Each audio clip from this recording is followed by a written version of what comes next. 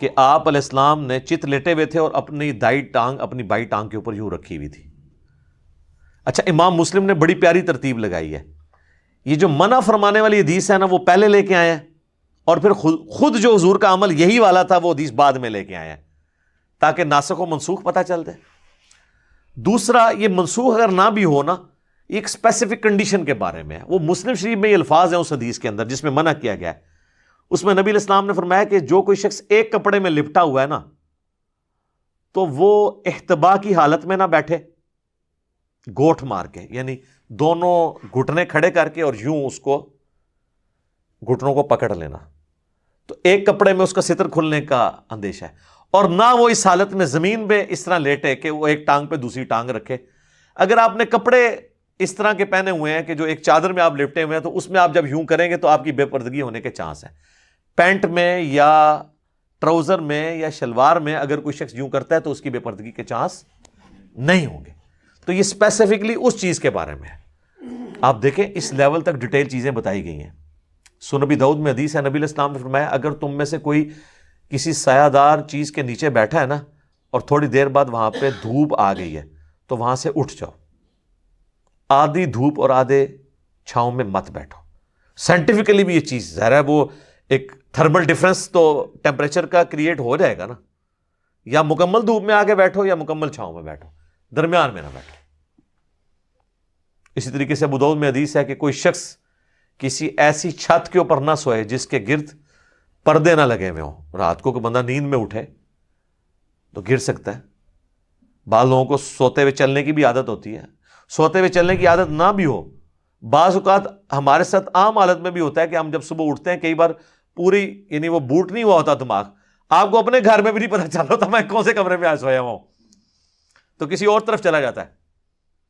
اور کئی لوگ سیڑھیوں سے اپنی گر گئے ہیں، گئے باتھ روم تھے لیکن وہ دوسرے راستے پہ سیڑھیوں سے نیچے جا کے گر گئے ہیں، نہیں پتہ چلا ان کو. ہو جاتا ہے ایسے. تو نبی علیہ السلام فرمایا ایسے آپ نے چھت پہ بھی نہیں سونا جس کے گرد پردہ نہ ہو، تاکہ اگر کوئی ایسا معاملہ ہو جائے تو پھر اپنے آپ کو ملامت کرنے والی بات ہے. بخاری مسلم میں ایک حدیث ہے، نبی علیہ السلام نے فرمایا کہ کوئی شخص رات کو اپنے گھر میں اس حال میں نہ سوئے کہ اس کا کوئی جو ہے وہ دیا وغیرہ بتی جل رہی ہو، اس کو بجھا کے سوئے. آگ انسان کی دشمن ہے، کیونکہ شیطان بھی آگ سے بنا ہے، وہ انسان کا دشمن ہے.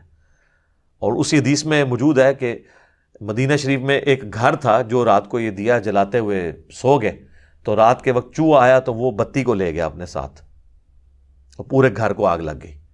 کیونکہ وہ تیل ہوتا تھا، مٹی کا تیل تو ہوتا نہیں تھا، وہ تو چوہا تو ظاہر پیے تو مر جائے. اس زمانے میں تو کھانے والا تیل ہی جلانے کے لیے بھی استعمال ہوتا تھا. امیر لوگ زیتون استعمال کرتے تھے، غریب لوگ اور تیل استعمال کر لیتے تھے. وہ تیل بیک وقت کھانے کے لیے ہنڈیا میں بھی استعمال ہوتا تھا اور آگ جلانے کے لیے بھی. تیل تو بعد میں دریافت ہوا ہے، پہلے تو یہ مٹی اور زمین کا پٹرول تو نہیں تھا نا. ٹھیک ہے نا. یہ تو اللہ نے دنیا بقدر ایفرٹ رکھی ہے، ورنہ کسی بزرگ نے جب نگاہ مارتے تھے ساتوں زمینیں کراس کرتی تھی تو تیل بھی کراس نہ ہوتا. یہ تو سر ایڈون نے پنسلوینیا میں تیل کا کنواں جو ہے 18ویں صدی کے اندر آ کے، بلکہ 1800 کچھ کے اندر آ کے دریافت کی ہے. وہ بھی حادثاتی طور پہ، وہ تیل کا پہلا کنواں ابھی بھی موجود ہے. 19ویں میں ہی آ کے آپ سمجھ لیں 1800 کچھ کے اندر. تو وہ یہ تیل ڈیفرنٹ ہے جو آج کل ہم لالٹین میں کبھی استعمال کر لیں یا کوئی چلانے کے لیے. تو نبی علیہ السلام نے وہ بھی منع فرما دیا. اور آج بھی آپ دیکھ لیں اس کی ماڈرن فارم. آئے دن سردیوں میں ہر دفعہ ٹی وی پہ خبریں آتی ہیں کہ وہ گیس کا ہیٹر چلتے ہوئے چھوڑ دیا، پیچھے سے گیس چلی گئی، جب وہ واپس آئی تو وہ ظاہر ہے وہ بہت مہنگے ہیٹر ہوتے ہیں جو آٹومیٹکلی آف ہوتے ہیں، گیس آئی بندے مر گئے. اور کئی جگہ تو دم گھٹنے سے مر جاتے ہیں کہ وہ انگیٹھی جلائی ہوئی ہوتی ہے اور وہاں پہ آکسیجن اتنی ختم ہو جاتی ہے کہ رات کو سوئے بھی سو جاتے ہیں. تو اس اعتبار سے یعنی ہمیں شریعت میں پابندیاں بتائی گئی ہیں. البتہ نبی علیہ السلام نے کچھ بیٹھنے کے جو طریقے اڈاپٹ کیے ہیں فی نفسی ان میں کوئی خرابی نہیں. جیسے میں نے احتبا کا بتایا کہ یہ گوٹھ مار کے بیٹھنا، یعنی دو گھٹنوں کو کھڑا کر کے یوں، یہ ایک چادر میں بیٹھنے سے تو منع فرمایا. لیکن صحیح بخاری میں موجود ہے کہ حضرت عبداللہ ابن عمر کہتے ہیں کہ میں نے خانہ کعبہ شریف کے سین میں حضور علیہ السلام کو کئی دفعہ اس طریقے سے بیٹھے ہوئے دیکھا ہے. یہ سنت ہے بیٹھنا، لیکن خطبہ جمعہ میں نہیں بیٹھ سکتے. وہ ابو داؤد میں حدیث ہے کہ کوئی شخص خطبے جمعے کی تقریر کے دوران احتبا کی حالت میں نہ بیٹھے، کیونکہ یہ ریلیکس کرنے والی پوزیشن ہے، آپ کو نیند آ جائے گی، تو آپ نے اٹینٹو ہو کے بیٹھنا، یا دوزانوں بیٹھیں یا آلتی پالتی جسے ہم چوکڑی کہتے ہیں مار کے بیٹھنا، آلتی پالتی بیٹھنا، چار زانوں بھی اسے کہتے ہیں۔